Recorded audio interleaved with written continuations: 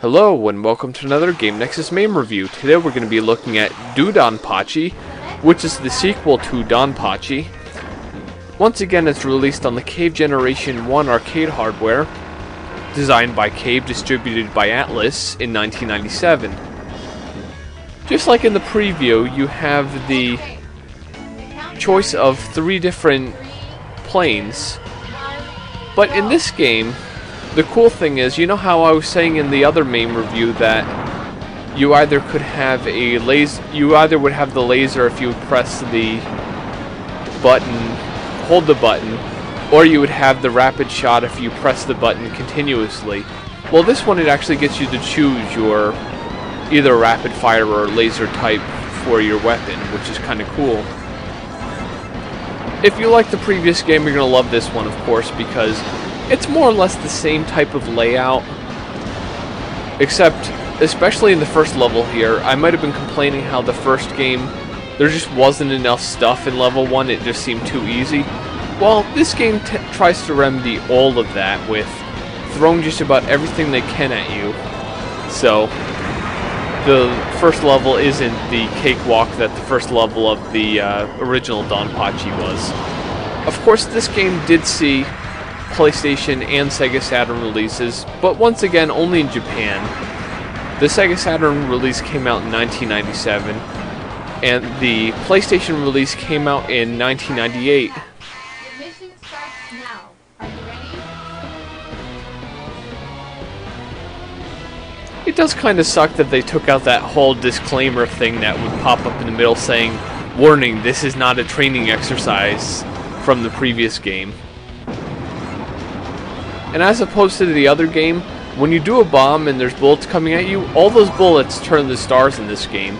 In the other game, the bullets just disappeared, they didn't turn into anything. Which I thought was kind of cool in this game, that you actually get points. And another great addition to DoDonPachi is that the ending bosses have life meters, which really does help a lot when you're fighting a boss that doesn't seem to want to die, so you actually know when they will die. That's always a good thing to know when you're going to actually beat the boss. Okay. One thing I'd ever wondered in a lot of these games is why are all the projectiles pink? It's like, couldn't they make them like blue or even black like regular bullets instead of being like these laser things? They kind of keep a little bit of the previous announcer from the other game in the form of this girl who's like, "Power up and please continue." But I kind of liked the previous game's announcer, how he was like, "This is a heavy tank, you better be careful now." And you know, they didn't carry that on to this game that much. What it reminds me of a lot is in like Power Stone and Power Stone 2, when you'd have the announcer guy and he'd be like, "Oh no, an alien!" Or you'd lose your power stones and he'd be like, "Oh no, Powerball!" And as you see, just like in the other game, you have your bombs and everything so you can destroy all the enemy spacecraft and, of course, in my case, get away from all these bullets because there's really just too many for me to even bother trying to dodge. Your button A, just like in a lot of the shooter games, is your shot, and your button B is your explosion, which, of course, on an emulator like Mame would be button 1 and 2 respectively. Those little B's that I picked up are actually the bombs, so that makes them easily distinguishable, because I've played games before where there's just this, she did give you a little bit of a warning like the other announcer guy, but I thought his commentary was a bit more colorful than hers. He actually was more fun. But I've played some shooter games where the bombs are just random shapes and it's really hard to distinguish them from the background. So it is kind of cool that it's the same shape as the power-ups, but it has a big B on it, so you know it's a bomb. Oh, and there's some blue bullets. And the only really added thing for the stars in this game was, instead of just having regular stars, you have big stars. So you can really see the stars in that case if you get one of the more valuable ones, I should say. And of course, just like in the previous game, I love the spreader fire from this ship. It's really cool because it does get a lot of stuff, and it reminds me of Contra a lot, if you're wondering. Gotta love the spreader gun. And in this boss, the bombs came in very useful because it tends to throw big clusters of bullets at you all at once, which... Oh wow, I actually dodged it that time, but it's kind of hard to dodge those big clusters of bullets unless you're a really good shooter player.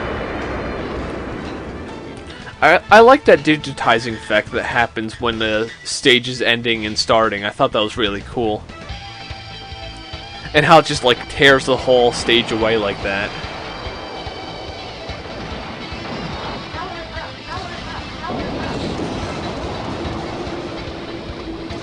For some unknown reason, hearing her say power up made me also think of Altered Beast, how you'd have the announcer go, power up, when you got like those little power things from that weird blue pig creature, and then you eventually would become the selected beast of that level.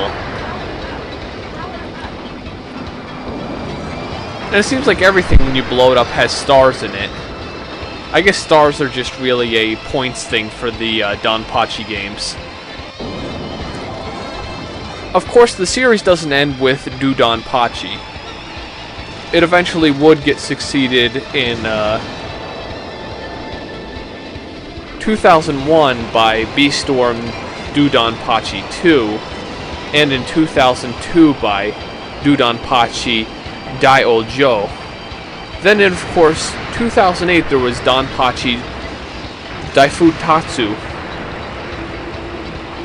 So, this has been a long series of shooters that I really couldn't see ending anytime soon, since they're just so popular with their respective crowds.